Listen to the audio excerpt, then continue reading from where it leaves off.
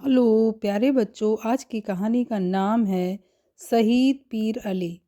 लगातार 2 घंटे से पार्क में धमा चौकड़ी मचाने के बाद चंदा थोड़ी देर थक गई थी। पापा तो पहले से ही थक कर पेड़ की छाया में बैठे थे। चंदा की थकान को भाप कर पापा ने उसे पुकारा, अरे थोड़ा सुस्ता लो फिर दौड़ लगाना।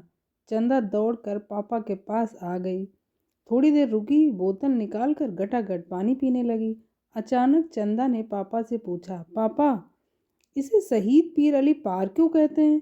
पापा इस सवाल के लिए तैयार नहीं थे। उन्होंने अचक अचक कर चंदा की तरफ देखा। चंदा ने फिर से वही सवाल दोहराया तो पापा को बोलना ही पड़ा। पीर अली एक इनकलाबी थे। वो पटना शहर में रहते थे। उनकी किताबों की दुकान थी। उस समय हमारा देश गुलाम था। हमारे देश पर अंग्रेजों की हुकूमत थी। अंग्रेज हम हिंदुस्तानियों पर बहुत जुल्म ढाते थे। कोई भी अपनी मर्जी से कुछ नहीं कर सकता था। उस वक्त पूरे हिंदुस्तान में लोग अंग्रेजों के खिलाफ खड़े होने लगे। पीर अली को भी अंग्रेजों की गुलामी मंजूर नहीं थी। उन्होंने अंग्रेजों के खिलाफ लड़ाई छेड़ दी। अंग्रेजों ने उन पर बहुत जुल्म ढाए, मगर पीर अली न झुके न टूटे। उनके लिए देश की आज़ादी सबसे ऊपर थी।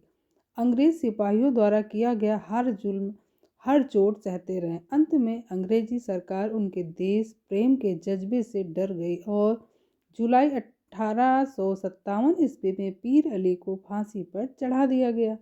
चंदा गौर से सब सुन रही थी। उसके पापा ने पूछा, जानती हो उन्हें कहाँ फांसी दी गई थी? पापा के सवाल से जैसे वो सपने से जागी। उसने पलट कर सवाल किया, कहाँ फांसी दी गई थी? पापा ने जवाब दिया, यहीं इसी जगह पर जहाँ तुम मज़े से खेल रही हो। उन्हीं की याद में ये पार्क बनाया गया है। चंदा कुछ देर के लिए खामोश हो गई।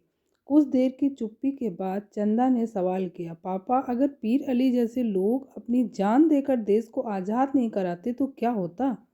पापा ने कहा, तो शायद तुम सभी बच्चे यहाँ इतनी खुशी से झूला नहीं झूल रहे होते। Thank you.